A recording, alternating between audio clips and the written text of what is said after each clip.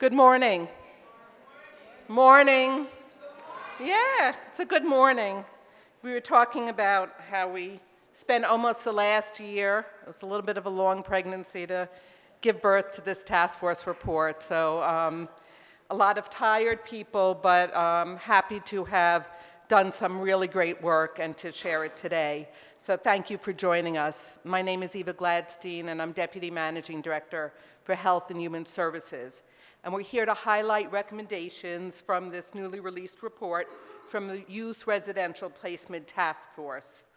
Over the last year, we had a large, engaged, diverse group that was able to talk and argue and come to agreement on some very major points with regard to how we can continue to decrease the use of congregate care for youth residential placements.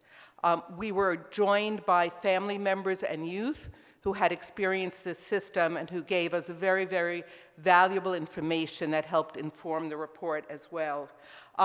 Before I go any further, I'd like members of the task force to stand for us to recognize them.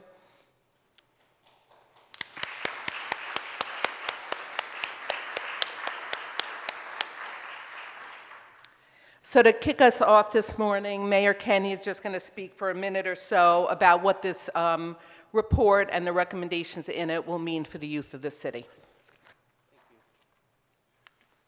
Good morning, everyone. Thank you, Eva. And I want to start by recognizing members of the Youth Residential Placement Task Force and its chairs, Estelle Richmond and Patricia Fox, who all work diligently to improve the quality of youth residential facilities.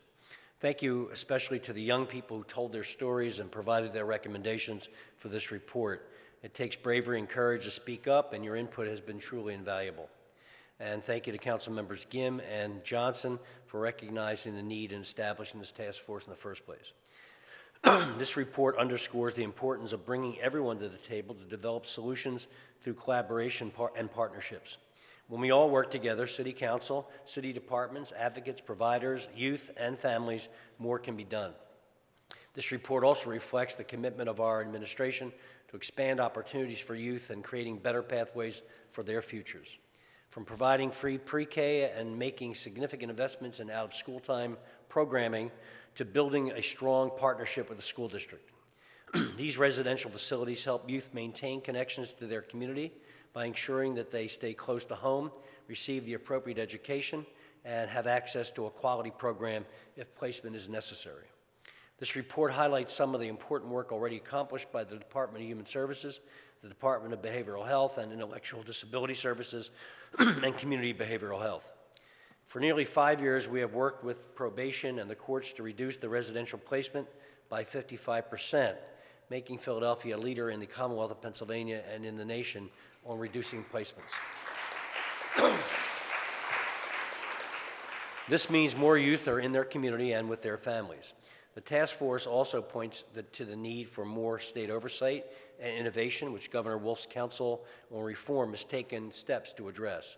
We will continue working with the state on these efforts, and we look forward to continuing to listen to our young people and take to heart their experiences, not just to inform our policies, but also our actions moving forward.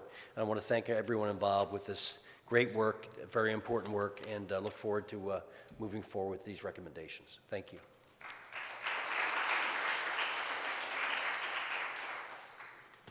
Thank you, Mr. Mayor. I wanted to introduce next Tyrone Jones. Tyrone was one of a number of young people with lived experience and their family members who made sure that we had youth voice participating in the task force. They had some pretty incredible experiences that they were able to relay to us to make our work all that more valuable.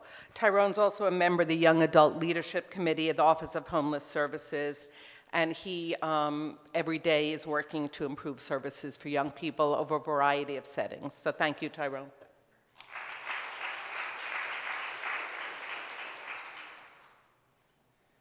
Thank you. Thank you for the introduction.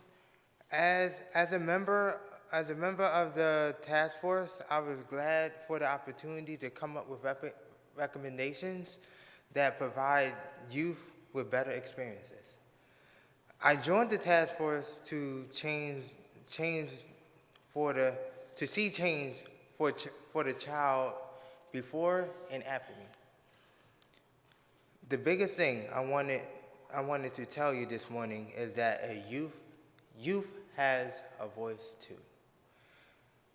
The biggest thing I wanted to tell you, I already said that. We want and need to be heard.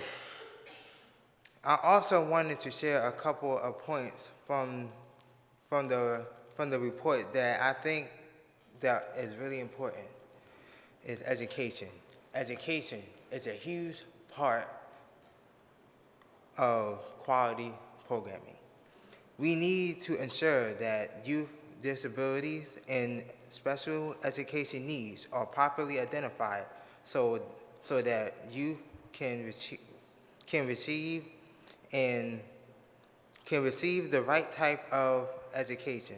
Another critical point is that youth and families should have clear information on their rights. It's also important that they are aware of how to make a complaint and who to contact if there's an issue. Another recommendation is the one that I like personally, is a call for youth peer mentors. No disrespect, but most of the time, youth would rather talk with someone their own age who has gone through their own experiences. Finally, please continue to listen to youth. Some of us have experienced a lot. We need programs that promote healing and help us with things like jobs and college. We also have so much potential in offering. So please listen to us and believe in us. We are the future. Thank you.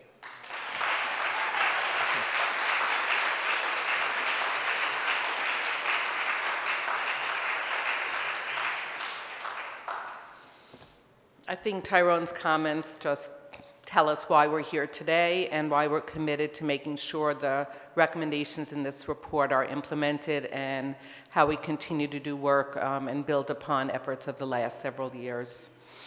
Tyrone is representative of hundreds of young people, and we need to listen to them. I'm going to introduce our next three speakers now. We're going to hear first from council members Helen Gim and Kenyatta Johnson, who pulled together this task force, and we are thankful for their leadership.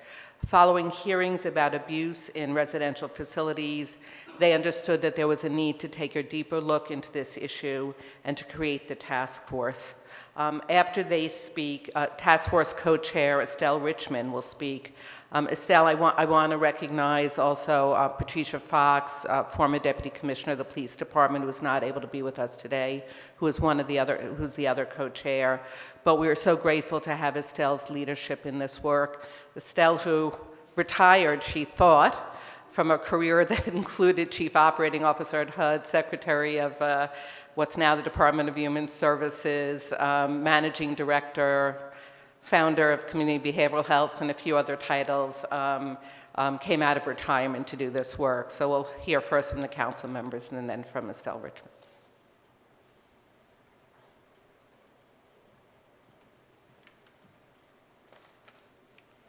Good morning, everyone.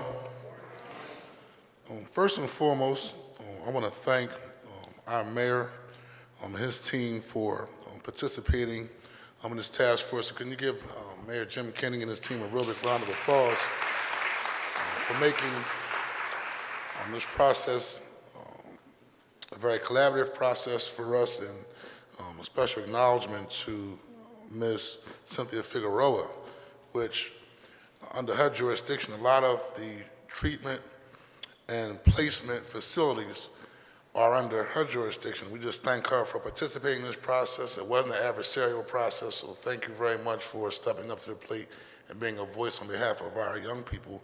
And I want to take a knowledge to acknowledge Ms. Estelle Richmond and Patricia Fox. Give them a round of applause. And I'm going to tell you why. And I've been doing this work as a state representative and now as a council person, and oftentimes when it comes to issues regarding our youth, they don't have powerful lobbyists walking the halls of power advocating on their behalf. But what they do have in this city council is passionate advocates fighting to make sure that our young people, when they go through treatment, they come home much better than they were prior to them going seeking their treatment. And so I want to thank the advocate who actually tapped me on the shoulder and said, Councilman, I see some unfair practices taking place when it comes to the treatment of our young people.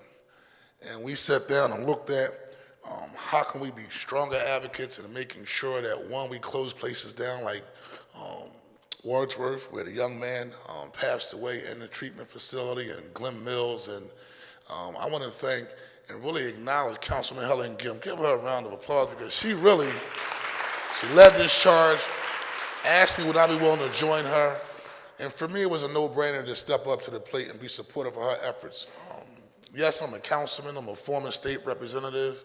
I graduated from the University of Pennsylvania, did some coursework at Harvard Business School. I graduated from Mansfield University. But I remember being on juvenile probation as a young man. And so when we would hear stories about Glen Mills and how young people were treated, I called Helen on the phone and said, Helen, this is nothing new. This is common knowledge that I've learned as a young man growing up in South Philadelphia.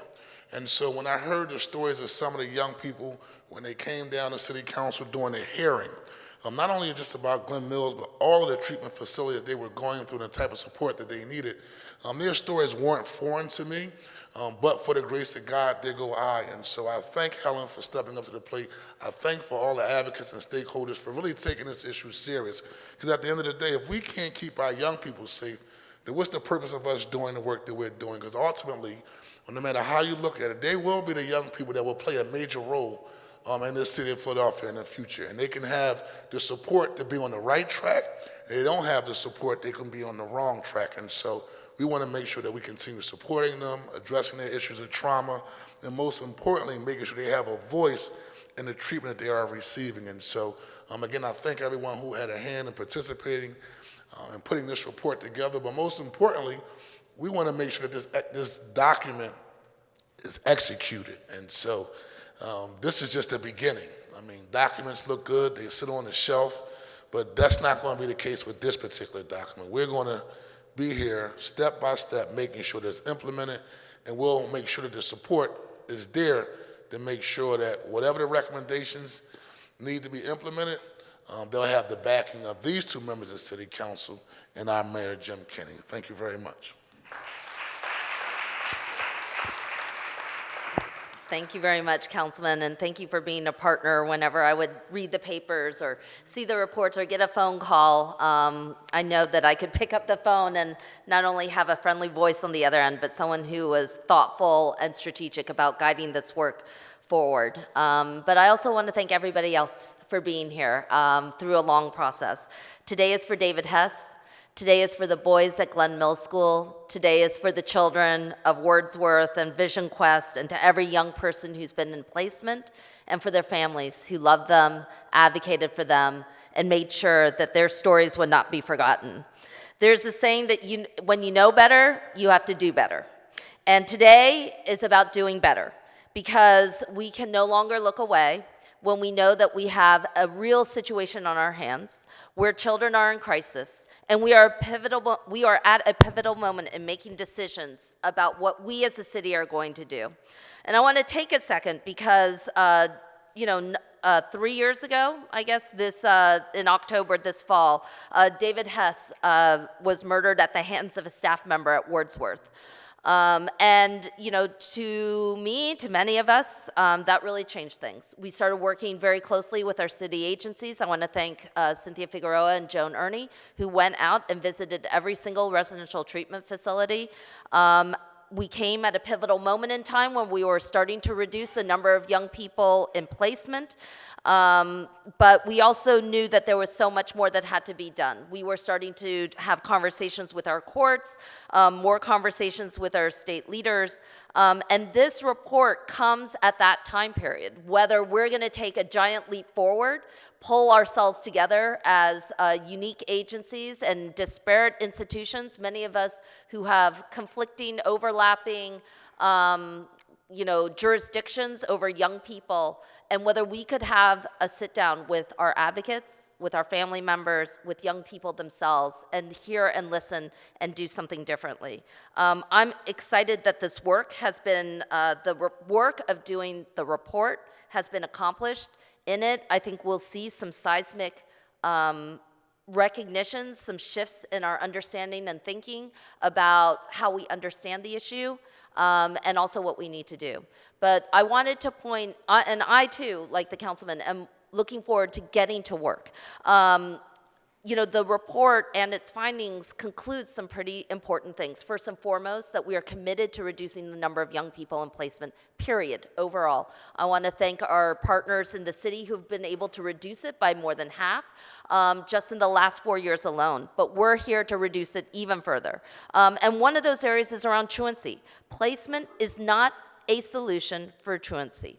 And for too long, our city has relied on youth placement as one of the outcomes of when we see young people being truant in school. And so I'm committed to seeing some serious concrete investments in our schools and school communities to make them the kinds of places where children want to go, an action plan that stops kids from being sent away to placement for school-based issues, and working with DHS and the school district on both. We want to stop sending children away for reasons that have nothing to do with serious situations around safety of the child, to themselves, their family members, and others. There's no reason for children to be sent away for technical violations, for breaking curfew, or missing an appointment. If the last 5 years have taught us anything, it's that over-institutionalizing young people makes no sense. It's bad for children, it's bad for communities, it doesn't help their families in any way, and it's also bad for our bottom line as budgets. So I look forward to working with the district attorney's office and the courts to make sure that we stop sending young people away for technical violations and things that do not impact on the immediate safety of the child and their surroundings. And finally, one of the most difficult findings that we have in this report, but one that is long and well documented, has been the impact of persistent and pernicious racism in our child welfare system.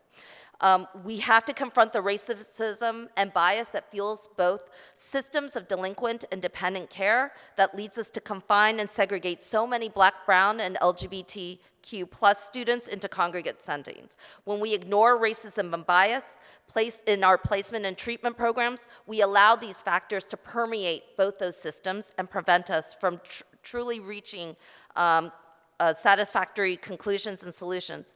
It also means that we have to recognize the pain of what happens when we take Black children away from their parents for no other reason than being poor, for not being able to put a roof over their heads, for struggling with family issues. There's a better way, and we can commit to DHS doubling the number of families who receive short-term help with getting families groceries, utilities, rental assistance, to keep a roof over their heads, to keep their families stable, and most important, to let them know that they will not face their most trying times alone. And like my council colleague, I really do just want to take a quick minute just to thank people. Task forces are hard work. I've been part of some that have not been so good. I've only been part of 3, so two of them, though, have shown a path for change. But they take the people to come together around it. Estelle and Pat, we started with you, Estelle especially. We would not have really embarked on this if you hadn't stepped forward with the kind of integrity, dedication, and courage and steady guidance of this work. Your credibility, your honesty, your integrity, and those are the qualities we needed to move this work forward, and it's the qualities that embody you at your very core. I want to thank our city agencies, Eva, there's so many, Joan, Cynthia, David, our our court system, our school district, the district attorney's office. We wanted everybody at the table. The findings in here are brutally honest. They force us to confront our own practices and systems, and it's not easy to take a look at racist and institutionalized systems and work to change it. But I can't thank you all enough for being such willing and generous partners in this work, and I look forward to some of the vision that we're going to look forward to get to together. Julia and Victoria, who are here, this is just like, I mean, you just have to say, reports are just a slog, and you balanced everybody's concerns and integrity, so thank you for staying with it. To the advocates, to the family members, and the community members for whom we did all of this, for you and the children and the clients that you represent. You came into this process with a desire to change an unjust world for young people who need it and deserve it this most. And during this time, we saw systems come crashing down. We worked to hold ourselves accountable. We grieved, we mourned, we cried, and we raged. But we struggled to hold ourselves to a higher standard. And this report is just one of many steps that we're going to work on together. And so I'm incredibly grateful that you spent the time to believe in something and to try and get us to do better. Consider me a cheerleader, champion, and partner with your work, and we'll keep going. So thank you.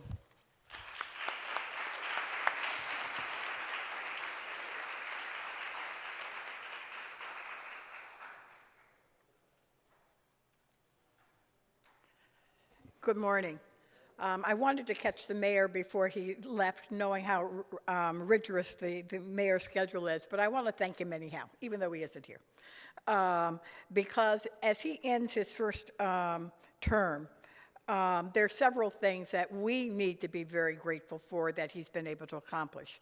Universal preschool, being able to have our very own Board of Education, which is a really big deal, and being able to foster initiatives like this that lead us towards integrated services. So I think we all should be excited about looking forward to our second term, as his second term, as we begin to really refine and enhance many of the activities that his administration has started. But let me go back to my script. Thank you, Eva, for that great introduction, and good morning to everyone.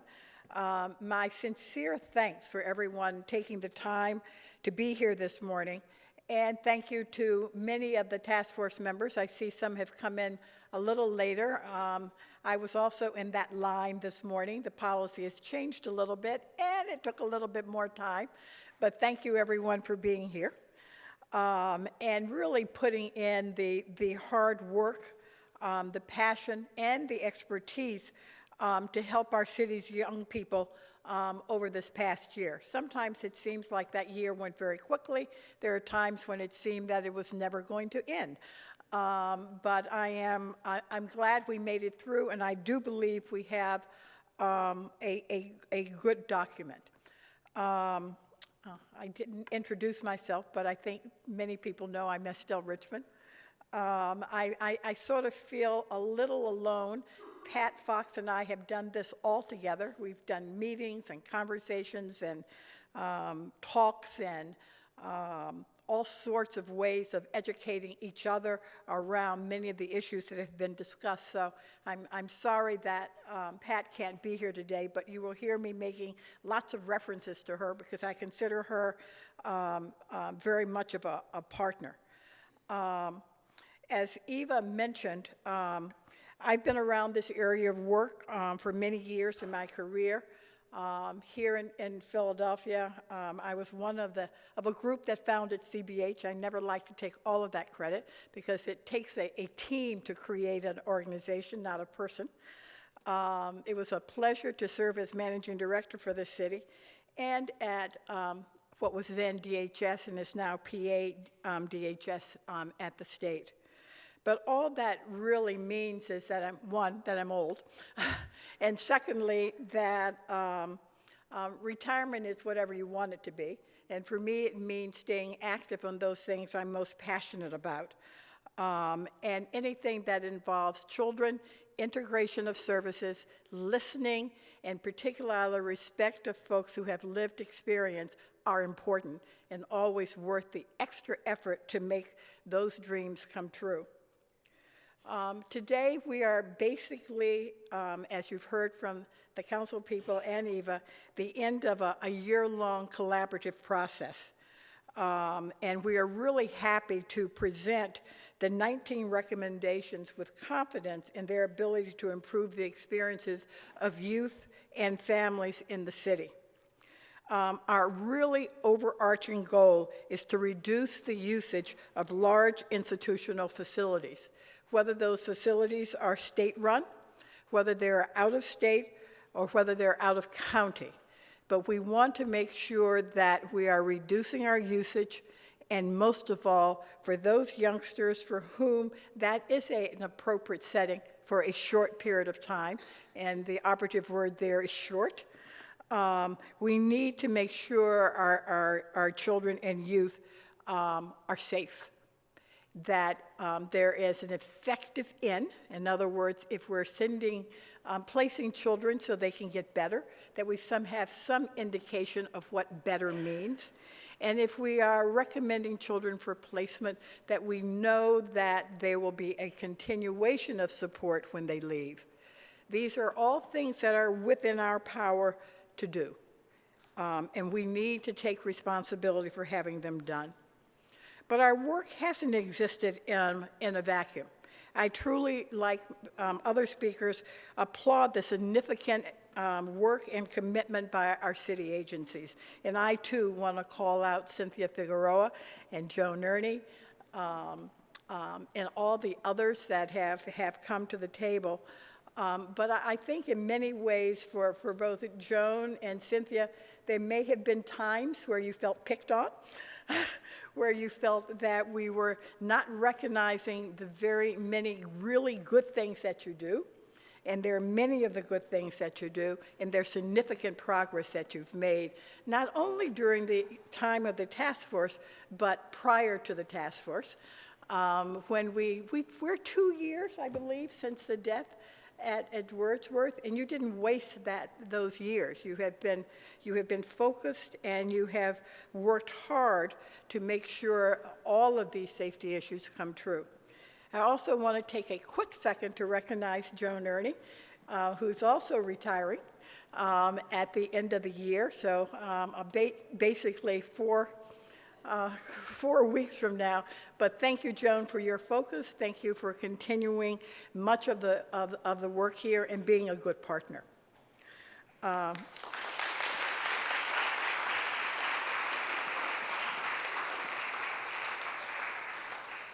And with all of the work that has been done, there's more work to do.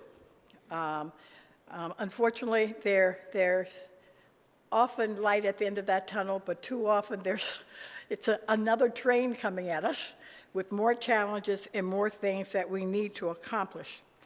We really work to make these recommendations ambitious and yet attainable. You know, from my point of view, it's always better to have that goal be a little further than you can reach, so you can continue to reach for something, and never make it so close in that you can say at the end of a process, I got it all done. If you got it all done, it wasn't hard enough. And this is an ambitious agenda, and I do believe, though, it's attainable, but it will continue to keep us focused and never have us lose sight of all of the children and all of the youth that are in Philadelphia that need our attention. We want to follow through on these recommendations, so we created them to be robust and active, which means we have to continue to go back and see where we are and continue to reach to make sure that we haven't left any single child behind. Let me share a couple of the things we've learned from both the process and highlight some of the recommendations. First and foremost, we believe youth and families are the true experts in our work. We listened, Pat and I listened to many groups of youth and their families to magnify and address the issues they cared about. And these included building more options for them, strengthen their communities, bringing placements closer to home, which means closer to their families, their friends, their schools, and being protected in placements and honoring their educational goals. I can't tell you how valuable listening to the families and to the youth was for us. It was key to creating this document. We met with many of the youth, and I would also call them very brave, in many family groups across the city. We wanted to hear their stories, but most importantly, we wanted to hear their solutions, and give us solutions they did. And these conversations helped us develop and refine these recommendations. I'd like to give a special call out to Melanie Jackson. She pulled together for us on, I think, 3 different occasions, members of the family group that works with CBH and with youth. And as a family member, I think their discussions, because they have the lived experience, was particularly eye-opening for us. And we appreciate all the work you put in, and I hope as you read and as we implement this document, we make life a lot easier for families. And it's broader than families, as you know, for families and anyone who works with our youth.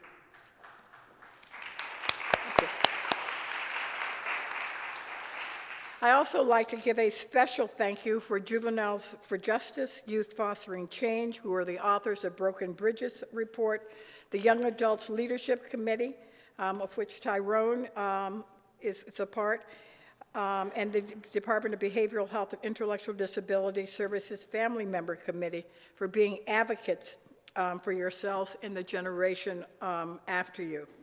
I would tell you, after reading these reports, I think Pat and I both shared that we had tears because it was so personal and so heart-rending that the only response had to be more passion, more energy, and more determination to get change. And as we implement these changes, to be able to be more successful and to be able to achieve our goals, we need to make sure that our partnerships hold, and we have, and we look to the guidance from our youth and from our families. Without their partnership, without their being there, we won't be successful. So please, if you're ever at a point where you need advice, reach out to the youth, reach out to the family members, and if you follow that advice, you will get there. So let's all make a vow that as we look for this change, we know who our go-to folks really are. Secondly, we learn that we can't wait for the state to act because it's our kids, it's Philadelphia kids that are at stake here. And it would have been very easy in the beginning to take half our recommendations and say, that really belongs at the state. The state has to solve that problem. The state needs to change their rules before we can change. We need to take this responsibility. We need to figure out how to do workarounds if that's necessary, and this is from a former state director. We need to challenge, and we need to sometimes take the risk of doing the right things for the Philadelphia children. That will take both political will and administrative will in Philadelphia, but it's something we can do and things that we have done before. This is too important to wait on, and it's way too important to wait for someone else to take the initiative. I know what it's like sitting in that seat in Harrisburg as secretary of what is now PADHS. And I know it's hard, and I know it can be overwhelming, but I also know that change can happen. And pressure from outside forces often is the catalyst that makes that change happen. So as a person who sat in that seat, I want to encourage all of us to have a voice and to support the voice of families and folks who've had this lived experience, because together we can make a difference. Now, while we know that state monitoring oversight isn't quite where we want it to be right now, we also know that the state seems to be doing things that are moving us in the right direction. And we want to encourage that, and we want to work with that. But we also know that we need to sometimes hold feet to the fire to get what we need for our children here in Philadelphia. And lastly, I would be remiss if I don't echo Councilwoman Gem in her mention of the rates of disparity across our systems. It's disparities we must address. You will see in the task force report that we really didn't want to come up with easy pass answers. We just didn't want to say, put everybody through diversity training, or look at all the ways that we can look at bias in our city, because those are easy pat answers, and this is a national problem, it's a state problem, and it's a Philadelphia problem. And we wanted to put some serious time into thinking, get the right consultants in, getting the right folks in to come up with a plan that won't just address to the future, but we need to understand how we got here and how we're going to fix it. The number of children of color that have, and children, LGBTQ or gender nonconforming youth that have been impacted by all of the problems of our system is so profound. Those are numbers that just hit you in the face. And we have to resolve it, but we have to understand it, we have to stop it. And my real hope is whoever is standing here, let's say 5 years, maybe hopefully less, and talking about these issues is talking about how we've addressed the problem, how we have set a pattern for the city, the state, and the country, because we're determined to solve the disparities of our system.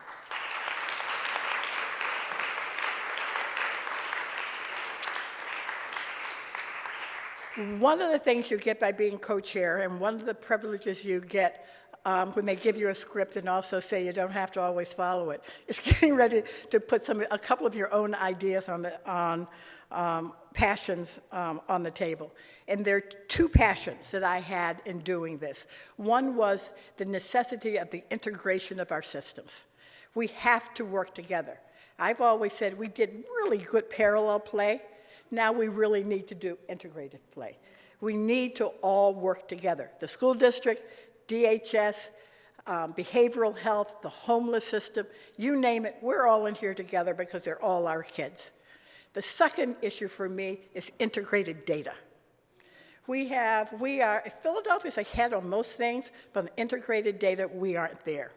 And if we're going to change our system, we need integrated systems and we need that integrated data. We can figure this one out. And my hope is, as we move to the future, we will. Finally, what do I want you to do as we finish up today? I ask you to think of these young people and their families as part of your family. I want you to see that for all they are, for all their beauty and their gifts and all they offer our communities and city, I want you to believe in them. I think Tyrone said it best, he's our future. He, his generation, his friends, his colleagues are our future. And anytime they're our future, it's our investment. And there's nothing that's more important. So please read our report. Hopefully everybody has a copy. My guess is it's online, and you have both a copy of the report and an executive copy for those who don't have a lot of time, but it's worth reading both of them.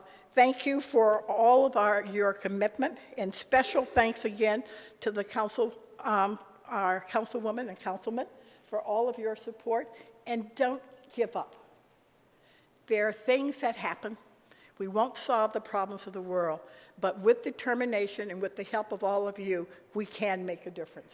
So thank you, everyone, for coming.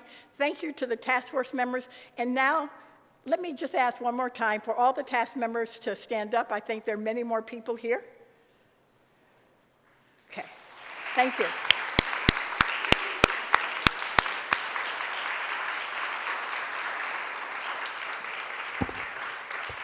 Thank you for your time.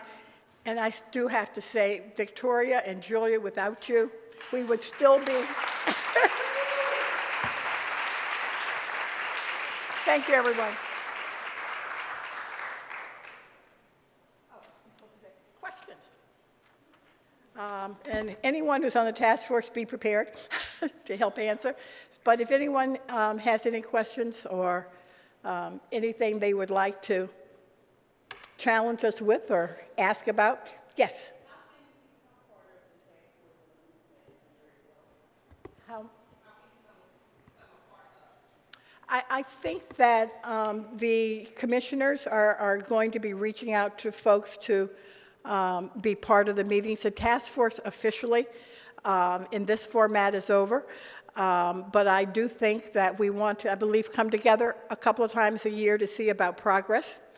I know the council folks will be always willing to listen to issues, but the key for our effectiveness is being able to listen. So if you know, the current jargon is if you see something, say something, same thing. If you see something happening, say something to one of us. We're all available, including me most of the time, but there are many people who care about what happens to Philadelphia youth, and if you see something that doesn't seem right, or you hear about something that doesn't seem right, let us know. If you could just, Victoria, can you raise your hand? Thank you. Could you just make sure Victoria has your contact information? Thank you. Donna?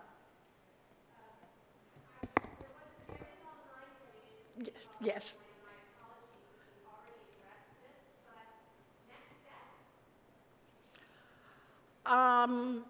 We have not addressed next steps. I think that we will be setting up 2 meetings to double check. There is a listing of things that we consider low-hanging fruit that we want to get done with the next 90 days. And then there are 1-year and 2-year goals.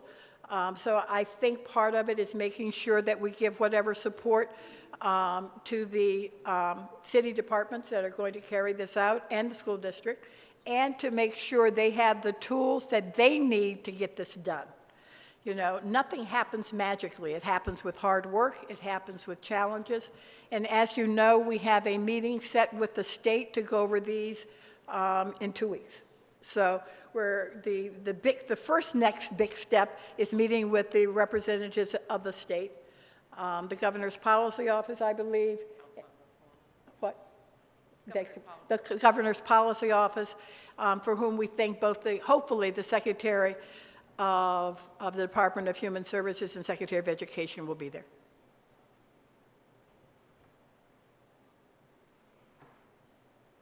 We had promised we wouldn't keep people past 11. So, yes.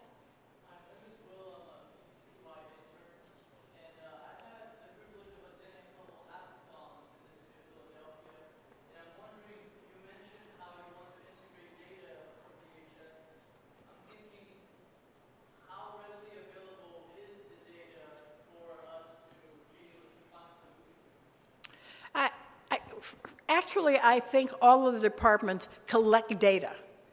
And they've been collecting data. And I think the database, while it needs some enhancement, and we need to be able to reach out, our challenge has been integrating that data. So each department, so people like Eva know the entire system and can share that so we can set our benchmarks and know where we're going. I think what has been challenging is that there are other counties within Pennsylvania that have done a pretty decent job, good job of integrating that data within one format, and Philadelphia hasn't been able to get that done. So hopefully that'll be the next big step for us on data. But I'll let Eva. I would say a number of our departments have really improved their transparency by posting really significant amounts of information on their websites. And in addition, we do have a data management office for all the health and human service agencies where we can integrate the data and help in terms of our programming. But across other systems, there are challenges because of privacy protections, et cetera.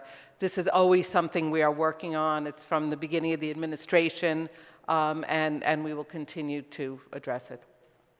Thank you. That's a good question, though. It's one that we debated a lot.